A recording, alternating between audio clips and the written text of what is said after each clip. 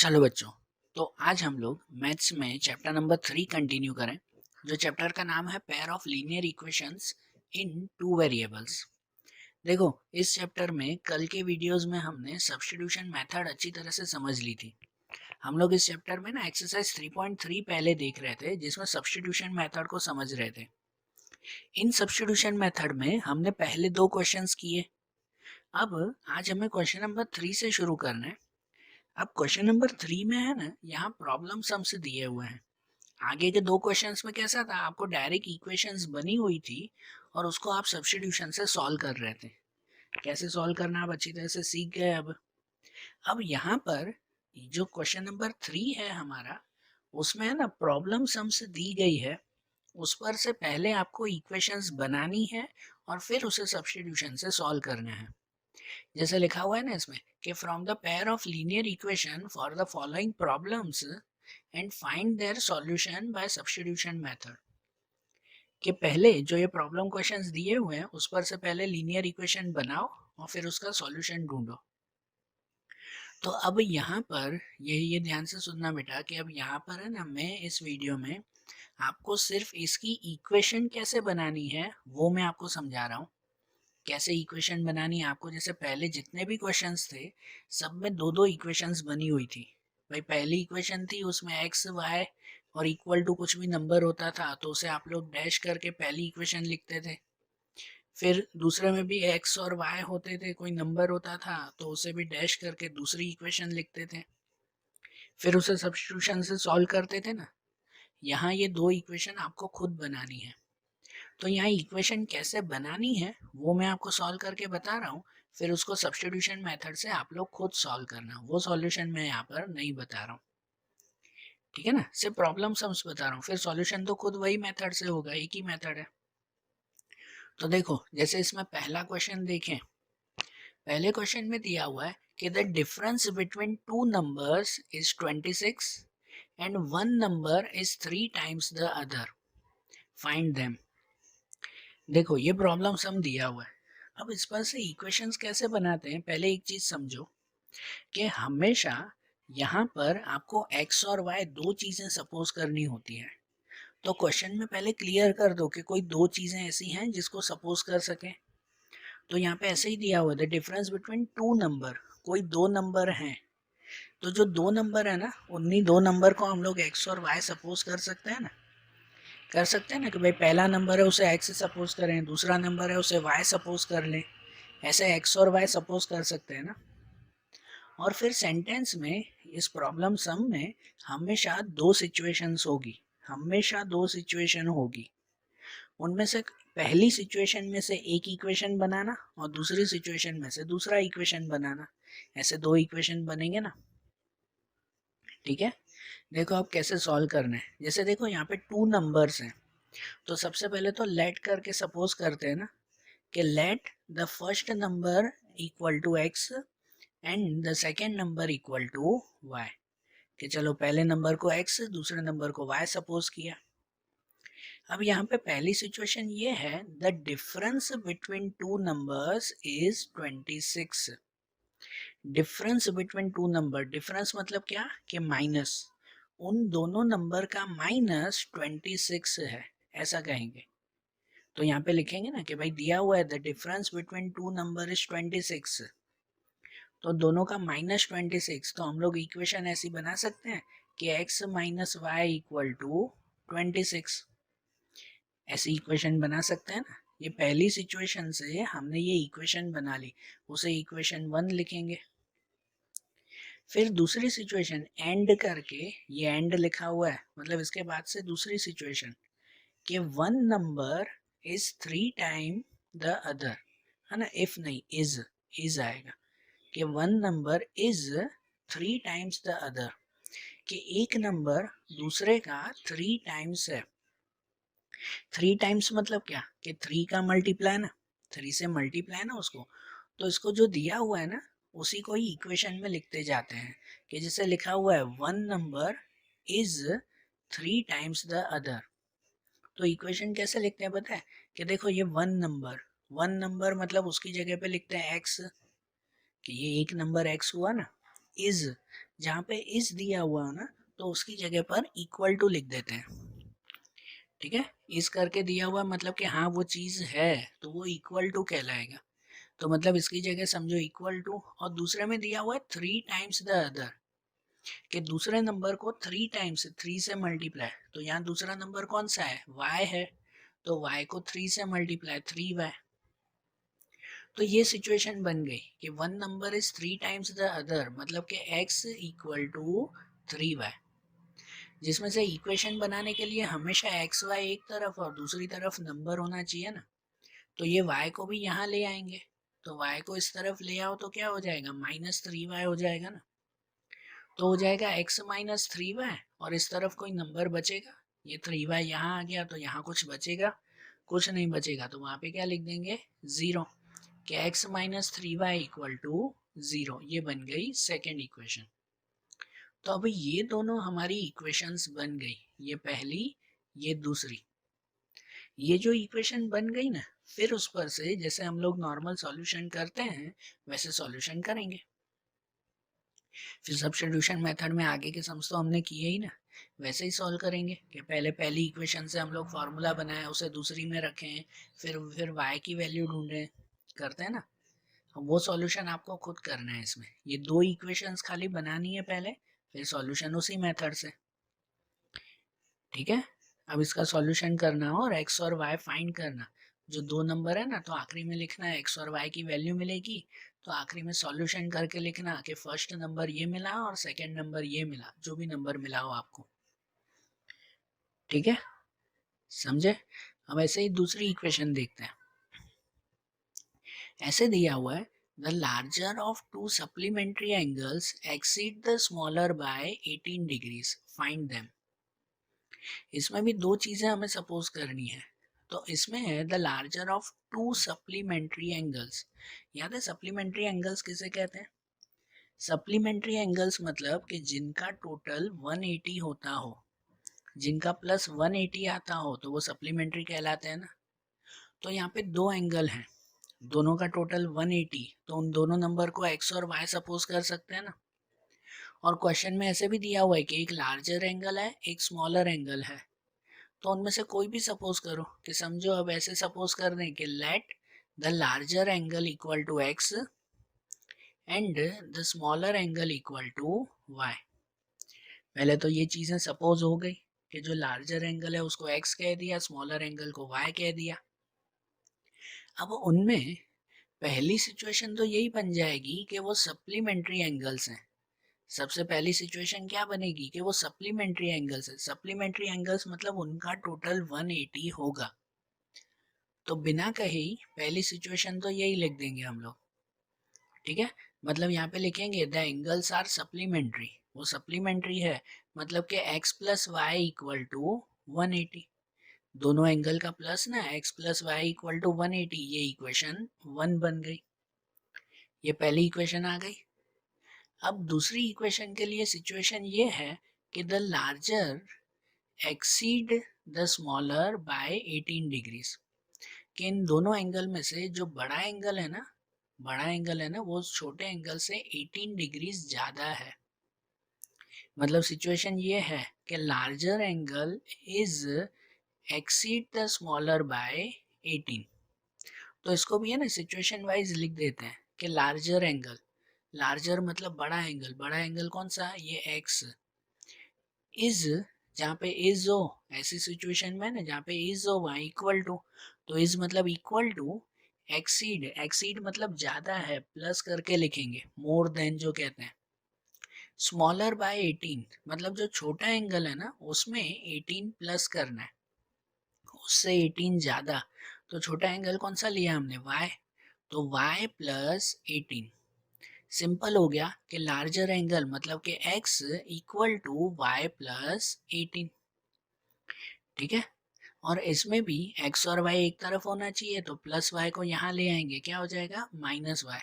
तो इक्वेशन बन जाएगी x minus Y equal to 18। ये दूसरी इक्वेशन, बराबर ना। ये दोनों इक्वेशन आ गई ना। फिर ये जो दोनों इक्वेशन मिले ना, फिर उसे आप नॉर्मल सब्स्टिट्यूशन मेथड से सॉल्व करो, x और y ढूंढो उसमें। समझ आ रही है बात? अब ऐसे ही थर्ड इक्वेशन देखें, देखो मैं सिर्फ इक्वेशन बता रहा हूँ, इसका नीचे सॉल्यूशन आप करना है, एक्स और वाई आप लोग ढूंढना खुद। फिर नंबर 3 बता रहा हूँ, इसमें है क्या, the coach of a cricket team buy 7 bat and 6 ball for ₹3800। Later she buys 3 bats and 5 balls for ₹1750, 1750 rupees. Find the cost of each bat and each ball. कि कोई एक क्रिकेट कोच है, उन्होंने पहले 7 बैट और 6 ball खरीदे, कितने में, 3800 में। और फिर दूसरी बार 3 बैट और 5 बॉल उन्होंने खरीदे 1750 में। तो हमें पता करना है कि एक बॉल की वैल्यू कितनी और एक बैट की वैल्यू कितनी। तो जो फाइंड करना है ना, cost of each bat and each ball, तो यहाँ बैट और बॉल दो जो है वो यहाँ पर ये क्या कहते हैं सिचुएशंस हैं, या दो यहाँ पर टॉपिक्स दिए हुए हैं, तो उन दोनों को ही एक्स और वाई सपोज करें ना, इस बैट और बॉल को ही। तो हम लोग ऐसे सपोज कर सकते हैं कि the cost of each bat equal to X, एक बैट की वैल्यू समझो एक्स रुपीज होगी, and the cost of each ball equal to Y, और समझो एक बॉल की वैल्यू वो वाई रुपीज होगी। ऐसी सिचुएशन आ गई ना।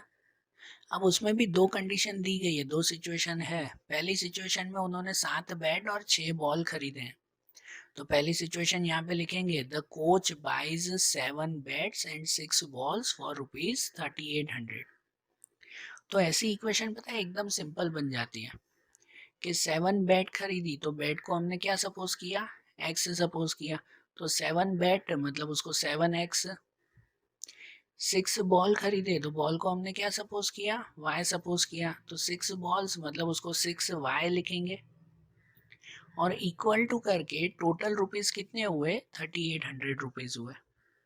तो ऐसी सिंपल इक्वेशन बन गई कि 7 बैट मतलब 7x प्लस 6 बॉल मतलब 6y इक्वल टू ये 3800। ये बन गई इक्वेशन 1। बन गई ना सिंपल पहली इक्वेशन। और दूसरी सिचुएशन में क्या था कि 3 बैट एंड 5 बॉल ₹1750 में, मतलब the coach buys 3 bat and 5 balls for ₹1750। तो इसको भी ऐसे ही लिखेंगे, 3 बैट, तो 3 बैट मतलब उसको लिखेंगे 3x, 5 बॉल मतलब उसको 5y, और इक्वल टू लिखेंगे टोटल 1750। तो क्या लिखा जाएगा उसको कि 3x plus 5y equal to 1750। ये इक्वेशन 2 हो गई। हो गई ना दोनों इक्वेशंस, बराबर। समझ आई कितनी सिंपल से जो है ये इक्वेशंस बन गई। अब इसको जो सॉल्व करेंगे ना, वो वही सब्स्टिट्यूशन मेथड से। क्लियर। अब देखो ऐसे ही, अब इसमें आगे क्वेश्चन नंबर 4 देखें। फोर्थ सिचुएशन है, the taxi charges in a city consist of a fix charge together with the charge for distance covered. कि भाई कोई सिटी में जो टैक्सी चलती है ना, उस टैक्सी के चार्जेस क्या हैं कि आप जितने किलोमीटर चलोगे उतना तो लगेगा ही, उसके साथ एक फिक्स चार्ज लगेगा। बराबर होता है ना टैक्सी में कि आप बैठो कि न बैठो, कि आपका फिक्स चार्ज 50 रुपए तो देना ही पड़ेगा, उसके बाद आप जितने किलोमीटर चलो उतने किलोमीटर चलेंगे। ठीक है ना, आप भाई बैठोगे तो फिक्स 50 रुपए तो देने ही है, फिर जितने किलोमीटर चलोगे तो उसके हिसाब से भाड़ा लगेगा। तो यहाँ ऐसा दिया हुआ है कि for a distance of 10 kilometre the charge paid is ₹105। कि कोई पर्सन 10 किलोमीटर गया ना, तो उसको 105 रुपए लगे, and a journey of 15 kilometre charge paid 155। और कोई 15 किलोमीटर गया तो उसको 155 रुपीज लगे। What are the fix charges and charge per kilometre. तो आप ढूंढ के बताओ कि उसके फिक्स चार्जेस कितने होंगे और एक एक किलोमीटर के चार्जेस कितने होंगे।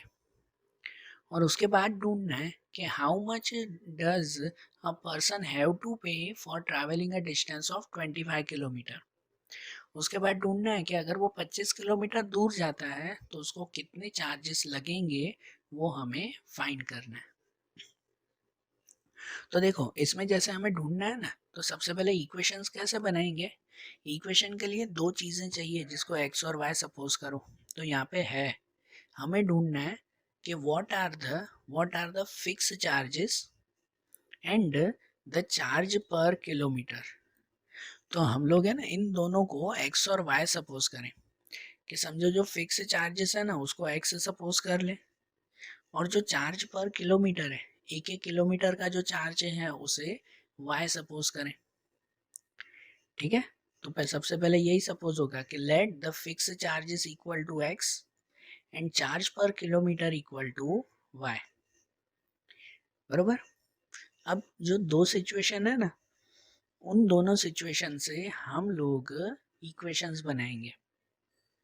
पहली सिचुएशन ये है कि कोई इंसान 10 किलोमीटर चला तो उसके 105 रुपए लगे। तो पहली सिचुएशन ये है कि for a distance of 10 kilometre the charge paid rupees 105। ये पहली सिचुएशन ना। तो इसकी इक्वेशन कैसे बनाएंगे कि देखो वो 10 किलोमीटर चला है, तो 1 किलोमीटर के कितने रुपए, तो 1 किलोमीटर के y, तो 10 किलोमीटर के लिखेंगे 10y। चार्ज पर किलोमीटर आपने कितना सपोज किया, y सपोज किया ना, तो 1 किलोमीटर के y लिखेंगे तो 10 किलोमीटर के कितने होंगे, 10y होंगे। ये होगा ना कंफर्मेशन। बरोबर। और जो फिक्स चार्ज है वो तो अलग से, आप जितने भी किलोमीटर चलो उसके पैसे अलग से, और जो फिक्स चार्ज होंगे ना वो पैसे अलग से देने हैं, और दोनों के मिलाकर 105 रुपए लगे। तो इक्वेशन कैसे बनेगी पता है कि x, पहले जो फिक्स चार्ज है वो तो लगेगा ही, कि x प्लस कितने 10 किलोमीटर चला ना तो उसको 10y, x plus 10y equal to total rupees लगे 105 रुपीज। ये इक्वेशन बन गई नंबर 1। समझ आई कैसे इक्वेशन बनी? कि x वो फिक्स चार्जेस थे तो उसको खाली x ही, और उसने 10 किलोमीटर चले तो 1 किलोमीटर के y रुपीज, तो 10 किलोमीटर के 10y लिखेंगे, तो x plus 10y equal to 105। Okay. ऐसी दूसरी सिचुएशन है कि वो 15 किलोमीटर चला, यहाँ पे ये 15 किलोमीटर चला और उसको 155 रुपीज देने पड़े। मतलब कि for a distance of 15 kilometre the charge paid is rupees 155। तो इनकी एंट्री ऐसे बनेगी, इनकी ऐसे एंट्री बनेगी कि देखो फिक्स चार्जेस तो उसको लगेंगे ही, तो फिक्स चार्जेस के x प्लस वो 15 किलोमीटर चला होगा, तो 15 किलोमीटर में 1 किलोमीटर के कितने y लगते हैं, तो 15 किलोमीटर के हो जाएंगे 15y, और इक्वल टू टोटल रुपीज, तो इक्वल टू टोटल रुपीज कितने हो जाएंगे 155 रुपीज। ये दूसरी इक्वेशन। समझे ना? ये भी दोनों इक्वेशंस तैयार हो गई ना। ये दोनों इक्वेशन तैयार हो जाए तो फिर उसको सब्स्टिट्यूशन मेथड से सॉल्व करो, कि जिससे आपको x और y की वैल्यू मिल जाएगी। बराबर। तो x और y की वैल्यू मिलेगी ना, उसके बाद इसमें आपको आखिरी में एक और सम सॉल्व करना है। आप x और y की वैल्यू तो सब्स्टिट्यूशन से ढूंढ लोगे, उसके बाद आपको चेक करना है कि कोई अगर 25 किलोमीटर चल रहा है तो उसको कितना रुपए पे करना पड़ेगा। 25 किलोमीटर के कितने रुपए, तो पता है 25 किलोमीटर की अगर आप इक्वेशन बनाओ ना, तो वो गाड़ी में बैठ रहा है तो फिक्स चार्जेस x तो लगेंगे ही, प्लस वो 25 किलोमीटर चल रहा है तो 1 किलोमीटर के y रुपीज, तो 25 किलोमीटर के कितने हो जाएंगे 25y, इक्वल टू कुछ भी नहीं, क्योंकि इक्वल टू तो आपको ढूंढना है। यहाँ कैसे था कि 10 किलोमीटर के 105 रुपए, तो इक्वल टू 105 लिखा ना। यहाँ 25 किलोमीटर के कितने, तो वो ढूंढने हैं। वो कैसे ढूंढेंगे, तो आप इसका जो पूरा सॉल्यूशन करोगे ना इन दोनों इक्वेशंस का, तो उनके सॉल्यूशन में जो x और y की वैल्यू मिलेगी ना, वो x और y की वैल्यू यहाँ रखना है इस इक्वेशन में। आखिरी में सेंटेंस लिखना कि चार्जेस फॉर 25 किलोमीटर, फिर उसमें x प्लस 25y, जिसमें x की जगह पे x का आंसर लिखना और y की जगह पे y का आंसर लिखना, कि जिससे क्लियर हो जाए कि 25 किलोमीटर में कितना भाड़ा लगा। समझ आई बात? तो इसमें आप x और y ढूंढोगे ना तो आखिरी में ये सॉल्यूशन लिखना। ठीक है। देखो जैसे अब ये क्वेश्चन 4 देखा ना, अब ऐसे ही क्वेश्चन नंबर 5, क्वेश्चन 5 और 6 वो दोनों थोड़ा ध्यान से समझना, थोड़ा सा ध्यान से, है इजी, कोई बड़ी बात नहीं है लेकिन ध्यान से समझना। क्वेश्चन 5 में ऐसा है क्या fraction become 9/11 if 2 is added to both the numerator and the denominator, and if 3 is added to both numerator and denominator it becomes 5/6. Find the fraction. देखो हमें फ्रैक्शन ढूंढना है। जब फ्रैक्शन होता है ना तो फ्रैक्शन मतलब कोई अपॉन वाला नंबर, जैसे कि भाई ये हो 1/2, ये फ्रैक्शन कहलाया। तो फ्रैक्शन में दो चीजें होती है, ये ऊपर वाला कहलाता है न्यूमरेटर और नीचे वाला कहलाता है डिनोमिनेटर। ठीक है, ऐसा ही होता है ना। तो इसमें हमें फ्रैक्शन फाइंड करना है ना, मतलब ये न्यूमरेटर और डिनोमिनेटर फाइंड करना है। तो इन्हीं दोनों चीजों को हम लोग x और y सपोज कर सकते हैं। जैसे देखो पहली सिचुएशन में है कि if 2 is added to both the numerator and denominator, कि अगर दोनों में 2 प्लस करें ना तो आंसर 9/11 मिलेगा। और दिया हुआ अगर दोनों में 3 प्लस करें ना न्यूमरेटर एंड डिनोमिनेटर में तो आंसर 5/6 मिलेगा। तो हमें वो आंसर ढूंढना है, वो फ्रैक्शन हमें ढूंढना है, बराबर। तो देखो फ्रैक्शन ढूंढने के लिए न्यूमरेटर और डिनोमिनेटर हुआ तो उसको लिखेंगे पहले कि let numerator equal to x and denominator equal to y। कि समझो न्यूमरेटर को x सपोज किया और डिनोमिनेटर को y सपोज किया, ऐसे हो गया ना। अब पहली सिचुएशन, या मैंने दो सिचुएशन ऐसे लिखी है, ध्यान देना, आप भले ऊपर नीचे लिखना लाइन वाइज। पहली सिचुएशन है कि if 2 is added to both numerator and denominator a fraction become 9/11। कि अगर दोनों में 2 प्लस करते हैं ना तो आंसर 9/11 आ जाएगा।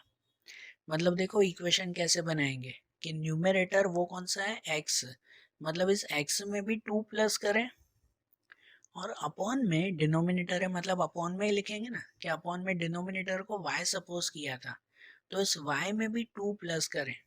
लिखा हुआ है ना 2 is added to both numerator and denominator, मतलब ये न्यूमरेटर x में भी 2 प्लस और डिनोमिनेटर y में भी 2 प्लस।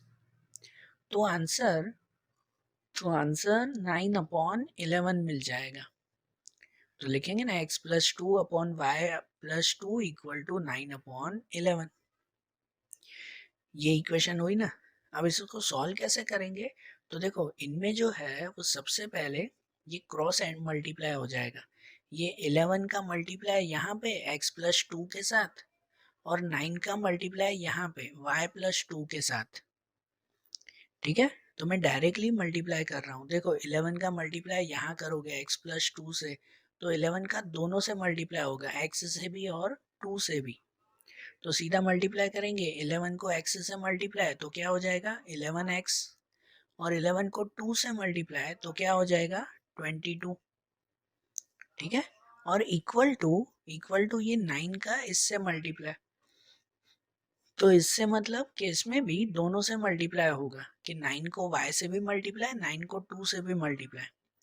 तो 9 को y से मल्टीप्लाई करोगे तो यहाँ हो जाएगा 9y, ये क्रॉस में होगा मतलब ऊपर ही आ जाएगा ना, डिनोमिनेटर नहीं रहेंगे। अब कि ये क्रॉस में 9 से मल्टीप्लाई तो 9y + 2 का इससे मल्टीप्लाई तो 18, यहाँ हो जाएगा 9y + 18।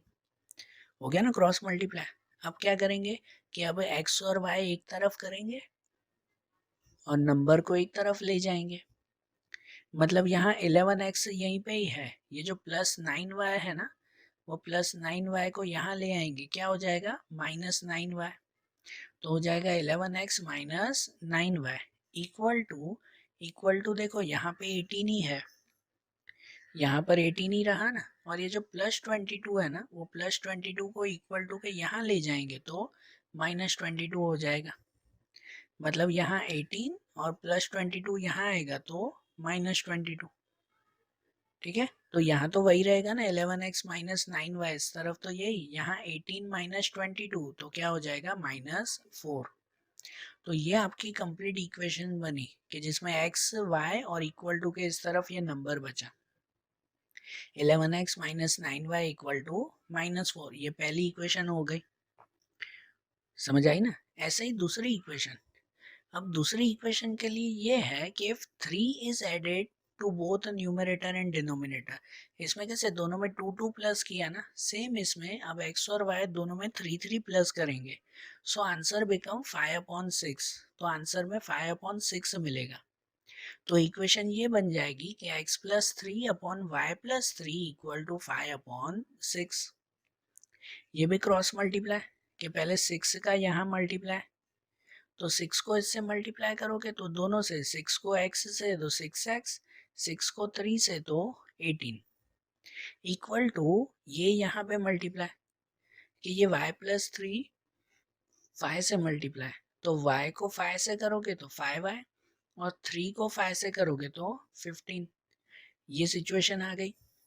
अब इसमें भी आपको x और y एक तरफ कर दो और नंबर एक तरफ, मतलब ये 6x यहीं पे ही है, ये +5y को यहाँ ले आएंगे तो -5y हो जाएगा।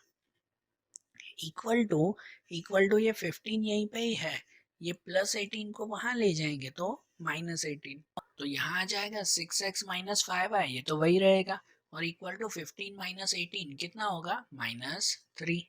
ये सेकेंड सिचुएशन। तो ये दोनों इक्वेशन बन गई ना आपकी कंप्लीट।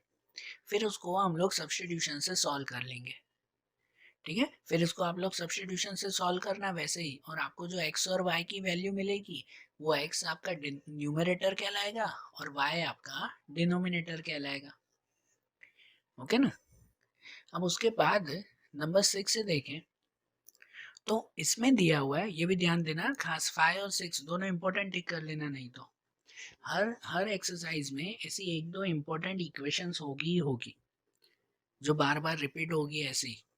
तो आप समझो, जैसे यहाँ पे है कि 5 years hence the age of Jacob will be 3 times that of his son, and 5 years ago Jacob's age was 7 times that of his son. What are their present ages? पहली सिचुएशन क्या है कि 5 years hence 5 साल बाद Jakob की as वो उसके सन, उसके बेटे से 3 टाइम्स हो जाएगी, 3 गुना हो जाएगी। आज से 5 साल बाद जैकॉब की एज वो उसके बेटे से 3 गुना ज्यादा होगी।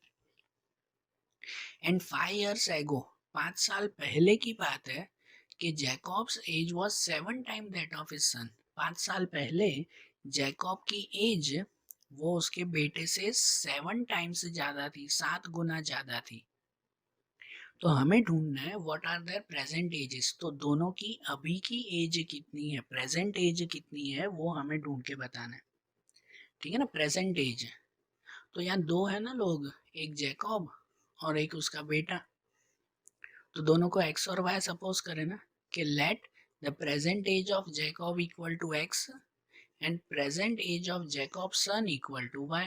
जैकॉब की एज समझो एक्स है अभी की, और जैकॉब के बेटे की एज समझो वाई है। अब जो पहली सिचुएशन है ना, ये 5 years hence the age of Jacob will be 3 times that of his son। तो यहाँ पे पहली सिचुएशन में यहीं पे ही पहले रुक जाते हैं, 5 years hence यहाँ पे स्टॉप, कि 5 साल बाद। तो 5 साल बाद मतलब क्या, कि सबसे पहले तो ये जो दोनों की एज है ना, उन दोनों में 5-5 साल प्लस होंगे, क्योंकि समझो अभी आपकी एज 15 साल है, तो 5 साल बाद आपकी एज 20 साल होगी ना, 5 प्लस करना पड़ेगा ना। तो यहाँ जैकॉब और उसके बेटे दोनों में 5 प्लस करेंगे ना। तो सबसे पहले तो यही लिख देंगे कि 5 years hence पहली सिचुएशन है, तो उसमें 5 साल बाद एज ऑफ जैकॉब हो जाएगी x+5। अभी उसकी एज x है, तो 5 साल बाद कितनी होगी x+5, और जैकॉब सन उसके बेटे की एज अभी y है, तो 5 साल बाद हो जाएगी y+5। तो 5 साल बाद ये सिचुएशन आ गई, ये पहले बता देंगे। अब लिखेंगे कि here the age of Jacob will be 3 times that of his son। जो लिखा हुआ है ना, age of Jacob will be 3 times that of his son, मतलब जैकॉब की एज उसके बेटे से 3 गुना ज्यादा होगी ये 5 साल बाद। तो जो भी लिखा हुआ है ना, उसको खाली नंबर में लिखते जाओ। द एज ऑफ जैकॉब, तो एज ऑफ जैकॉब कितनी है यहाँ पे, x+5, तो उसको लिखेंगे पहले x+5। विल बी, तो विल बी मतलब लिखेंगे इक्वल टू देखो आगे जो इज आता था ना, यहाँ सिचुएशन में ना is, am, are, was, were, will, shall, ये वर्ड्स है ना यहाँ पे इक्वल टू का काम करते हैं, इक्वालिटी बताते हैं यहाँ पे। तो ये विल भी उसकी जगह पे भी क्या लिखेंगे, equal to 3 times that of his son. 3 times मतलब क्या करेंगे, 3 से मल्टीप्लाई। तो उसके सन की एज कितनी है, y+5 ना, उसको 3 से मल्टीप्लाई के 3 × y+5, ये सिचुएशन बनी। क्या x+5 जैकब की एज इक्वल टू उसके बेटे से 3 गुना ज्यादा, तो 3 × y+5, जिसमें यहाँ x+5 रहेगा, ये 3 का दोनों से मल्टीप्लाई, 3y और 3×5 = 15। अब y को यहाँ ले आए तो 3y यहाँ आएगा, -3y, x-3y इक्वल टू ये 15 यहीं पे ही, +5 यहाँ जाएगा तो -5, 15 - 5, तो हो जाएगा x-3y = 10। ये आंसर पहली इक्वेशन। अब ऐसे दूसरी इक्वेशन में है, उसमें कंडीशन है 5 years ago, तो यहाँ पे फिर से रुक जाओ, पहले ये लिख दो 5 years ago कि 5 साल पहले। अब जैसे 5 साल बाद था तो दोनों में 5 प्लस किया ना, अब 5 साल पहले तो दोनों में क्या करेंगे, 5 माइनस करेंगे कि x-5 एंड y-5। जैकब की age x-5, Jacob son y-5।